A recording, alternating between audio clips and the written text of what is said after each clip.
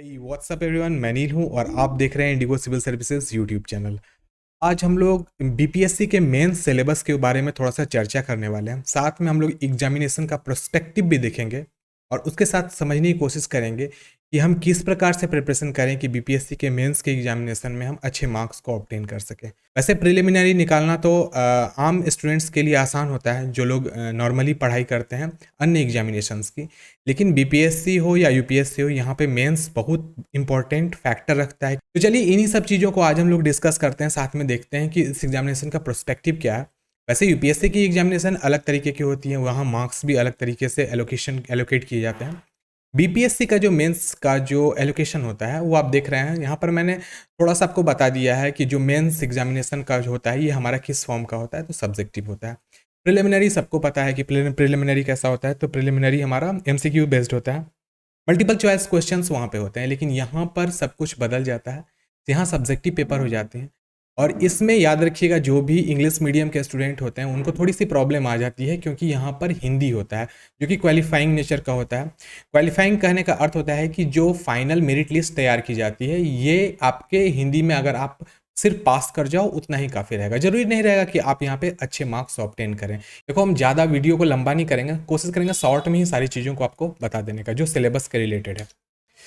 देखिए, यहाँ पर आपको सबसे पहले मेंस एग्जामिनेशन का हम लोग को प्रोस्पेक्टिव देखना है।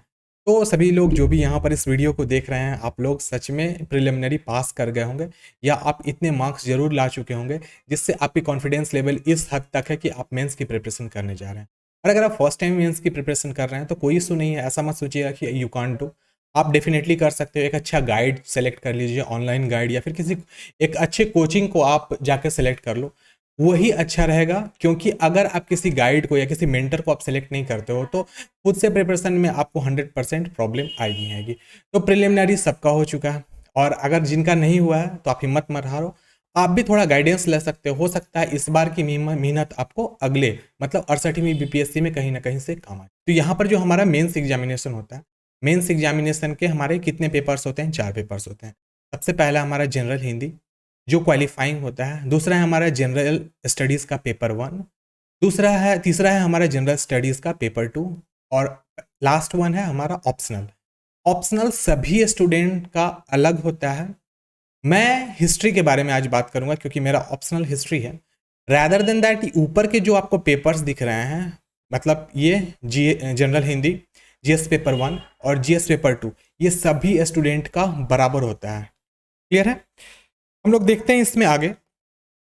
ये देखिए, एक छोटा सा ये 66वीं एग्जामिनेशन का पाली था। मतलब ये इसलिए मैं इस कटिंग को यहाँ लाया हूँ क्योंकि आप इस चीज़ को समझ सको कि जो पेपर होता है कौन से दिन कौन सा पेपर होता है। क्योंकि कितने बच्चों को ये भी नहीं पता होता है कि वो सोचते हैं कि ये यहाँ 4 पेपर से तो चारों अलग दिन होंगे। ऐसी बात नहीं है। यहाँ पे जो एग्जामिनेशन का जो स्टाइल है ये थोड़ा सा अलग है। कैसे है मैं आपको बताता हूँ। कोई एक दिन जो सिलेक्ट किया जाता है उसमें आपको सामान्य हिंदी और उसके साथ साथ में जीएस पेपर 1 लिया जाता है। ध्यान रखिएगा। दैट्स मीन यहाँ पर हम इस चीज़ को समझते हैं कि जो पहला दिन होता है उसमें हमारा 2 पेपर ले लिया जाता है। अब जो नेक्स्ट डे हमारा होता है, नेक्स्ट डे हमारा 10 बजे से 1 बजे, ध्यान रखिएगा, 10 बजे से 1 बजे के बीच में होता है, और ये हमारा जीएस पेपर 2 होता है। उसके बाद जो तीसरा दिन हमारा पेपर होता है वो 2 बजे से शाम के 5 बजे होता है। आप ये बात ध्यान में रखना, यहाँ पे थोड़ी बहुत पेपर का जो टाइम होता है वो डिफरेंट होता चलता है। तो इसमें हमारा जो ऐच्छिक और वैकल्पिक सब्जेक्ट होता है, ऑप्शनल पेपर, वही लिया जाता है जो कि स्टूडेंट्स अपने ऑनलाइन फॉर्म भरते समय में सबमिट करते हैं। तो ये तो हमारा था एक एग्जामिनेशन का जो आयोजन होता है वो किस प्रकार से होता है, ये हमने समझा। नेक्स्ट हम लोग देखते हैं सबसे पहले यहाँ पर कि जो पेपर में हमारा जनरल हिंदी है, जनरल हिंदी किस किस नेचर का होता है। तो सबसे पहले मैं आपको बताता हूँ, जहाँ भी आप स्टार देखिएगा तो समझ जाइएगा ये क्वालिफाइंग नेचर का है। मतलब स्टूडेंट्स को बस इसमें पास करना होता है। जो भी आपका मेरिट बनता है वो आपके उन्हीं पेपर्स में बनेगा जिसमें हैश होगा। मैं वो भी आपको मेंशन करते चलूँगा। तो जनरल हिंदी जो हमारी होती है उसमें 4 डिफरेंट सेक्शन होते हैं। 100 मार्क्स का ये हमारा होता है, और इसमें 100 मार्क्स में टोटल 9 क्वेश्चन सॉल्व करने हमें होते हैं। इसमें निबंध हमारा 30 नंबर का होता है। उसके बाद जो अंक व्याकरण होता है वो हमारा 30 नंबर का है। वाक्य विन्यास 25 नंबर का, और संक्षेपण 15 अंक का होता है। इसको हम लोग ये समझ सकते हैं कि ऐसे 30 मार्क्स का होगा। रीडिंग कॉम्प्रिहेंशन जो होता है वो 25 मार्क्स का होगा। प्रेसीज जो होगा वो हमारा 15 मार्क्स का होगा, और ग्रामर एंड कंपोजिशन हमारा 30 मार्क्स का होता है। इंग्लिश मीडियम में मैंने बता दिया है। और यहाँ पे टोटल 9 क्वेश्चंस होंगे जो कि 100 मार्क्स के होंगे आपके। नेक्स्ट हमारा जो सेक्शन आता है वो हमारा है पहला ही दिन का दूसरा पेपर, मतलब जीएस पेपर 1। जीएस पेपर 1 हमारा कौन सा, मेरिट बनाने वाला मार्क्स है। मतलब कि यहाँ पे से जो भी मार्क्स आपको मिलेंगे वो आपको मेरिट बनाएगा, मतलब जितने ज़्यादा मार्क्स आप लाओगे उतने अच्छे रैंक आपको आयोग देगी। तो इसमें कितने, इसमें 3 सेक्शंस होते हैं। देखो जीएस पेपर 1 में ध्यान रखिएगा टोटल कितने सेक्शन होंगे, 3 सेक्शन होंगे, और हर सेक्शन में कोई 3 प्रश्न आपको सॉल्व करने हैं पहले दूसरे में। और सेक्शन 2 में, माफ कीजिएगा, सेक्शन 3 में हमें यहाँ पर कोई 2 प्रश्न को ही सॉल्व करना होता है। कहने का अर्थ क्या है, यहाँ पे नंबर ऑफ क्वेश्चंस आपके पहले सेक्शन में अगर 5 हैं तो वहाँ पे आपको किन्हीं 3 को सेलेक्ट करना है। सेक्शन 2 में 5 है तो वहाँ पर कोई किन्हीं 3 को सेलेक्ट करना है। और सेक्शन 3 में जो आपके 3 क्वेश्चन या फिर 5 क्वेश्चन मिलते हैं, वहाँ से आपको सिर्फ 2 क्वेश्चन को ही सेलेक्ट करना होता है। अब इसमें कौन कौन सा इंपॉर्टेंट हमारा मतलब बुक्स है जिसको हम लोग प्रेफर करेंगे, कौन कौन से सब्जेक्ट से यहाँ पर डिस्क्रिप्टिव क्वेश्चंस आते हैं। तो सबसे पहले यहाँ पर आपको इतिहास मिलेगा, हिस्ट्री, आर्ट एंड कल्चर मिलेगा। लेकिन आर्ट एंड कल्चर ध्यान रखिएगा यहाँ पे मतलब बिहार वाली आर्ट एंड कल्चर पे ज़्यादा ध्यान दिया जाता है। इसमें मंजूषा शैली, पटना कलम शैली, या फिर जो भी इस प्रकार का इंपॉर्टेंट क्वेश्चंस होता है जो आर्ट से रिलेटेड होता है, मधुबनी पेंटिंग, ये सब से रिलेटेड क्वेश्चंस पूछे जाते हैं। वैसे इस पर मैं एक डेडिकेटेड वीडियो लाऊंगा, कौन से सेक्शन में कौन से प्रश्न पे आप ज़्यादा वर्क करके अच्छे मार्क्स को ला सकते हो। उसके बाद है इंटरनेशनल रिलेशन। IR को बहुत आप आसान रूप से मत लेना, क्योंकि इसमें जो भी क्वेश्चंस आते हैं वो करंट अफेयर्स से आते हैं। तो करंट अफेयर्स आपको भी पता है, कितना भी पढ़ जाओ उसमें कुछ ना कुछ छूट जाता है, इसलिए हम लोग को मैक्सिमम प्रैक्टिस करना होता है इसमें। लास्ट हमारा DI मतलब डेटा इंटरप्रिटेशन। डेटा इंटरप्रिटेशन के लिए आपको क्या करना पड़ेगा, कुछ इंपॉर्टेंट बुक्स आती हैं, वो बुक मैं आपको बता दूंगा कौन सी बुक आपको लेना है। वैसे अभी मैं उस बुक को नहीं, पहले मैं खुद बुक को देख लूंगा कि वो बुक इस बार नई वाली अच्छी आई है कि नहीं, उसके बाद मैं आपको बता दूंगा वो बुक लेना है या नहीं लेना है। तो DI के लिए भी एक स्पेशल मैं सीरीज शुरू करने वाला हूँ, जिसमें 10 से 15 वीडियो में मैं आपको इतना अच्छे से DI बता दूंगा कि आप आसानी से क्वेश्चंस को डील कर पाए। उसके बाद नेक्स्ट हमारा आता है डे 2 में जीएस पेपर 2 हमारा होता है।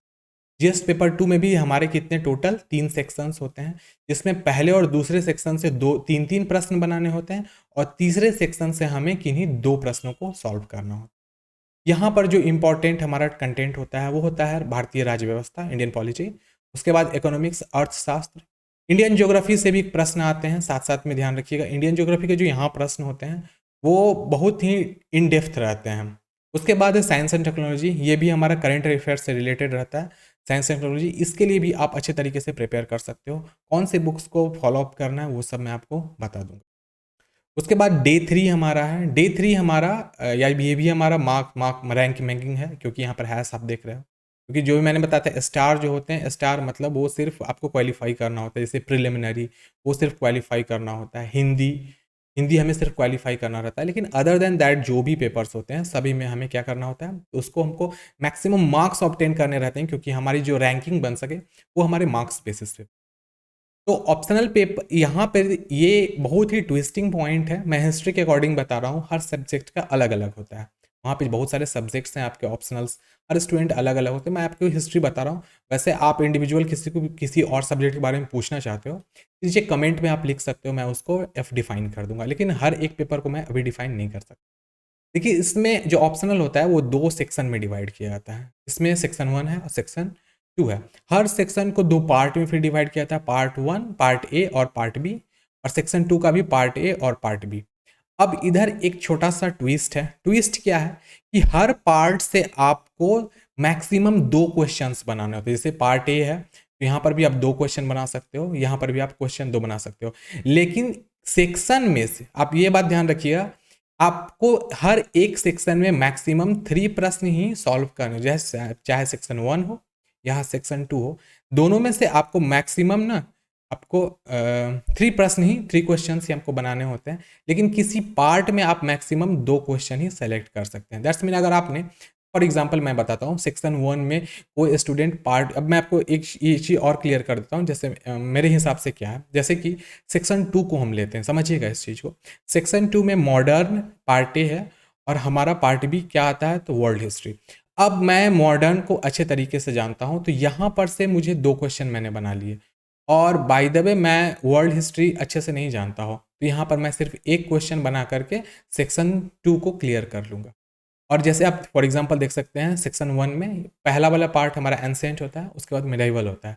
तो मिडाइवल वाला पार्ट में जैसे कि मेरी मिडाइवल कमज़ोर है, तो माफ़ कीजिएगा, कमज़ोर नहीं, बहुत ज़्यादा अच्छी है, और एंसेंट में मैं अच्छा नहीं हूँ। तो एंसेंट से मैं एक क्वेश्चन बनाऊँगा और मिडाइवल से हम 2 क्वेश्चन बनाएँगे, तो ये क्लियर हो जाएगा। तो इस चीज़ को मैं यहाँ पर मेंशन भी कर देता हूँ, देख लीजिएगा। देखिए सेक्शन 1 में एंसेंट और मिडाइवल होता है, और सेक्शन 2 में मॉडर्न और वर्ल्ड होता है। और note more than 2 from each part, her part में से आपको मैक्सिमम 2 क्वेश्चन सॉल्व करने होते हैं, और हर सेक्शन से मैक्सिमम 3 क्वेश्चन। तो शायद आप इस चीज़ को भी अच्छे तरीके से समझ गए होंगे। अब लास्ट हमारा होता है पर्सनैलिटी टेस्ट। पर्सनैलिटी टेस्ट हमारी 120 मार्क्स की होती है, और इसके बारे में भी कहा जाता है ये भी हमारा रैंक मेरिट बनाता है। इसके बारे में क्या होता है, आपको कौन-कौन सी चीज़ों को ध्यान में रखना है। सबसे पहला माफ़ कीजिएगा, साइकोनॉटिकल अप्रोच आपको देखना है, उसके बाद ह्यूमनिस्टिक अप्रोच देखना है, ट्रेट अप्रोच देखना है, और सोशल कॉग्निटिव अप्रोच देखना है। इसको हिंदी में कहते हैं मनोविश्लेषणात्मक दृष्टिकोण, मानवतावादी दृष्टिकोण, विशेषता दृष्टिकोण और सामाजिक संज्ञानात्मक दृष्टिकोण। तो एक्चुअली क्या होता है ना, पर्सनैलिटी टेस्ट के लिए आपको कोई ना कोई इंस्टीट्यूशन ज्वाइन करना पड़ेगा, आप सेल्फ में इसको नहीं कर सकते, क्योंकि वहाँ पे एक अच्छी भाषण शैली, आपको बोलने का तरीका, मैनर्स, सब कुछ। देखो हम लोग बिहार वाले हैं, हम ऐसा नहीं कि हमारे में मैनर्स की कमी है, लेकिन फिर भी एक इंटरव्यू बोर्ड के सामने में किस प्रकार से हमें चीज़ों को पेश करना है, कैसे बात करना है, बैठने का क्या तरीका होना चाहिए, ये सब चीज़ हम कहीं न कहीं से जा कर के किसी अच्छे इंस्टीट्यूशन में से सीख सकते हैं। आप याद रखिएगा, अगर आप प्रिलिमिनरी में अच्छे मार्क्स ले आया हो, आपका मेंस भी अच्छा चल गया है, तो आप इंटरव्यू में कोई छोटा-मोटा इंस्टीट्यूशन में कभी मत जाइएगा। अदरवाइज़ वहाँ पे आपको प्रॉब्लम क्या होगी, वो आपको डिमोटिवेट कर देंगे। मैंने देखा है बहुत सारे स्टूडेंट्स ऐसे होते हैं जो इधर-उधर छोटे-मोटे इंस्टीट्यूशन में चले जाते हैं, वो डिमोटिवेट हो जाते हैं। मैं कुछ इंस्टीट्यूशंस का नाम मेंशन कर दूँगा आगे, जब इंटरव्यू का टाइम आएगा, उस टाइम में मैं मेंशन कर दूँगा कि कहाँ आप जाओ। और वैसे मैं बता दे रहा हूँ, कोई इंस्टीट्यूशन मुझे पैसे नहीं देती है, इसी कारण मैं उनको बताता हूँ। वैसे मैं नाम नहीं लूँगा अभी किसी का, लेकिन जब समय आएगा तो मैं आपको बता दूँगा। तो यहाँ तक था हमारा टोटल कंटेंट किस चीज़ से रिलेटेड, बीपीएससी के मेंस से रिलेटेड। कोई भी अगर आपको प्रश्न हो तो नीचे आप कमेंट सेक्शन में लिख सकते हो, मैं आपको हमेशा जवाब दे देता हूँ। वैसे मेरे सब्सक्राइबर्स ज़्यादा हैं नहीं, लेकिन जितने भी हैं वो जेन्युइन सब्सक्राइबर्स हैं, और मैं सभी की प्रॉब्लम्स को सॉल्व करता हूँ। जब भी मौका मिलता है तो मैं हर कमेंट का रिप्लाई करता हूँ। अगर यहाँ तक वीडियो देख के हैं तो शायद आपको वीडियो इन्फॉर्मेटिव लगी होगी, और वीडियो इन्फॉर्मेटिव लगी है, वीडियो को लाइक कर दें। चैनल पे फर्स्ट टाइम है तो चैनल को, और हाँ, जाते-जाते एक बात कहना चाहूँगा, अगर प्रिलिमिनरी में आपके कम मार्क्स आ रहे हैं तो डोंट गिव अप। कभी भी आप किसी और को मत देखो। बस एक ही बात मैं कहना चाहूँगा, किसी को भी गिव अप नहीं करना है, और घमंड नहीं करना है कि मुझे बहुत ज़्यादा मार्क्स आए हैं। मेरे बहुत सारे ऐसे मित्र हैं जो कि 122-24 ले आए हैं, बहुत ज़्यादा खुश हो रहे हैं। तो चलो ठीक है, अच्छी बात है, भगवान करे आप सफल हो अपनी ज़िंदगी में, लेकिन बस घमंड नहीं करना है, और हमेशा सफलता की ओर अग्रसित रहें। आज के लिए इतना ही, नेक्स्ट डे नए कंटेंट के साथ। तब तक के लिए bye bye, take care and stay blessed.